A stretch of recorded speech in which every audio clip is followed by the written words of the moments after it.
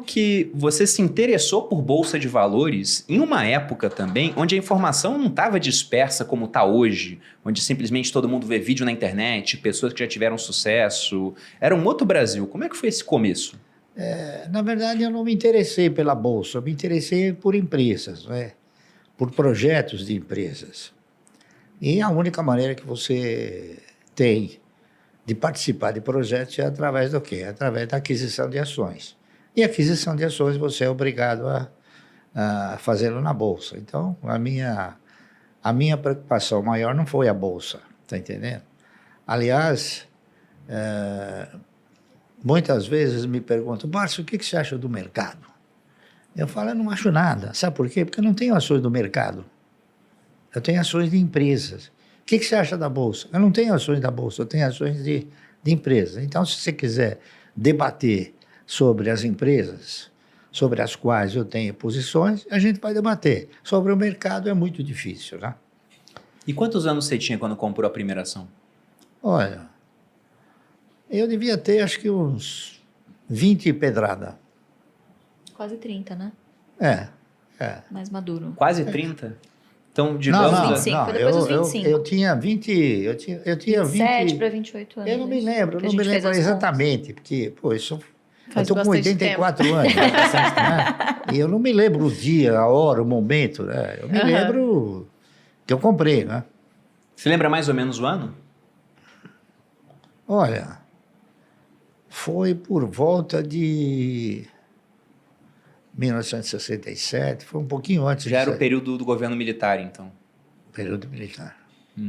Porque o que eu acho interessante, né? A gente não vai colocar exatamente a idade, mas entre 25 e 30, pegando aqui o que a Louise falou, que de vez em quando eu recebo o pessoal perguntando se está muito tarde para começar. Nossa, estou com 30 anos, não comecei a investir em ações. O pessoal pega o exemplo, até o seu, por exemplo, que começou a investir com 14 anos, ou o Buffett, quando ele fala lá fora que comprou as primeiras ações com 10 anos, inclusive fala até que ele estava desperdiçando a vida antes. Então, lógico que começar antes é sempre muito melhor. Mas você não começou investindo logo de cara. Então, você trabalhou um tempo até descobrir sabe o investimento em acontece? empresas. A maioria do cidadão brasileiro, ele desconhece o efeito multiplicador que existe em você adquirir ações. Então, ele desconhece a perspectiva de ganho que tem nas ações. Então, se ele começa com 30, ele já vai achar que ele está velho demais. Não está, entendendo? O ganho em ações é uma coisa que ele é imprevisível, entendeu? Então, você sendo bem orientado, não há dúvida nenhuma que você vai ganhar, você vai ser muito melhor beneficiado do que qualquer outra aplicação. E quando você começou a comprar essas primeiras ações, o intuito já era formar uma carteira que um dia seria responsável pela sua aposentadoria, pela sua previdência ou não?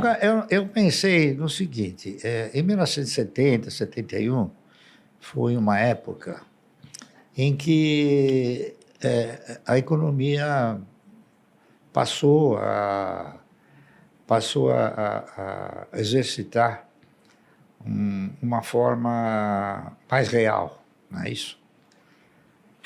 E, nessa ocasião, a maioria dos fundos de previdência privada começaram a quebrar. Então, inúmeros fundos que ainda hoje se comenta, né, que eram fundos particulares.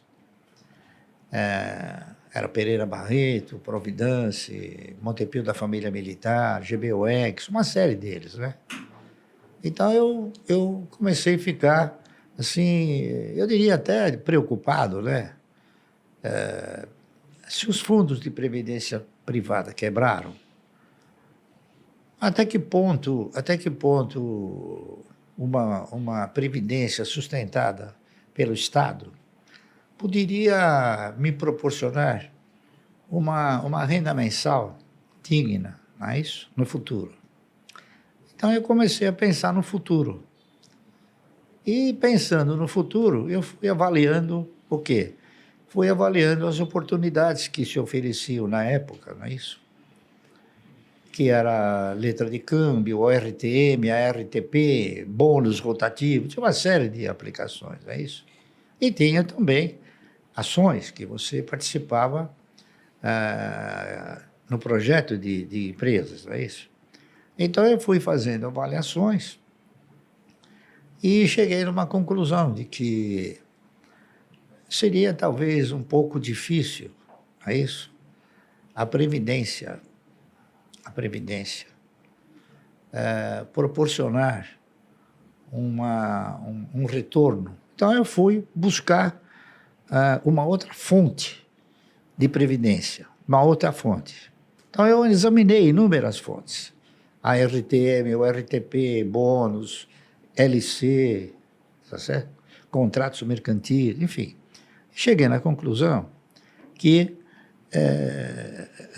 as ações, elas ostentavam e reuniam condições, se você tivesse a participação em bons projetos, em projetos de empresas futuristas, de você estar assemelhado com a postura do controlador ou dos maiores acionistas. Então, eu comecei a fazer o quê? Um estudo mais profundo de algumas ações de empresas que pudessem garantir ao longo de um período, não é isso? Longo, essa condição, a condição de te proporcionar uma renda mensal. Então, eu comecei a analisar com bastante profundidade, não é isso? E acabei fazendo o trabalho daquela que eu interpretava ser a empresa que melhor poderia suprir um projeto de 30 anos. Por quê? Porque se você tinha que contribuir 30 anos para a Previdência, eu interpretei o seguinte: por que não comprar 1.000 ações por mês durante 30 anos? Não é isso? E foi o que eu fiz. Então, eu fiz um trabalho, né, que recaiu sobre ações de uma empresa chamada Anderson Clayton. Os donos da Anderson Clayton são duas velhinhas de 80 anos que elas herdaram isso dos seus pais. Eu, sinceramente, vou dizer para você o seguinte: eu não sei quanto tempo elas vão resistir à pressão que elas vêm sofrendo para vender a Anderson Clayton. Tudo bem, então, já que a Anderson Clayton ela não ostentava a postura de viver mais 30 anos, não é isso? Então, eu passei para a ação subsequente, para a empresa subsequente. Porque a empresa tinha que ter duas condições importantes. Primeiro, perenidade. E segundo, tinha que ter o quê? Tinha que ter sustentabilidade, tá certo?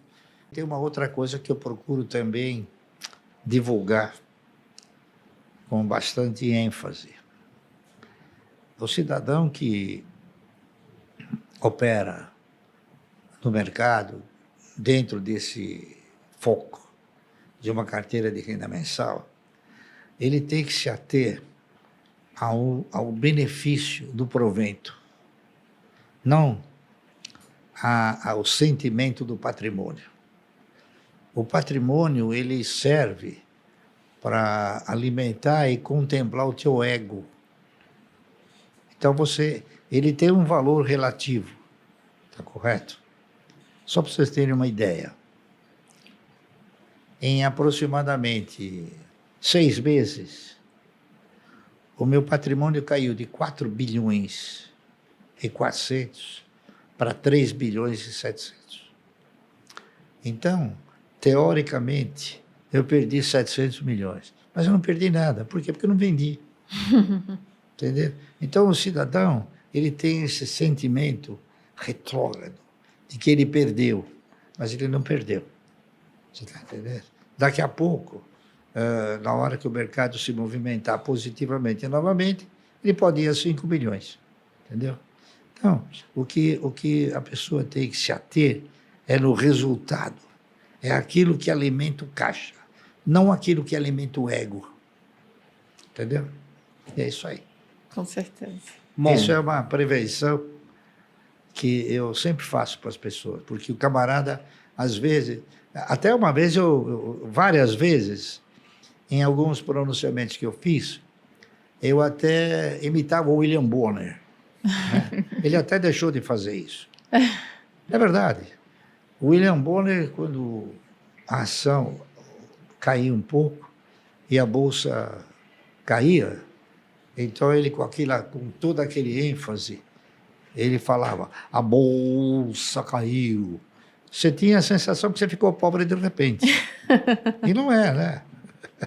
Não, verdade. A bolsa caiu, como ela pode subir? Ele nunca falou, a bolsa subiu.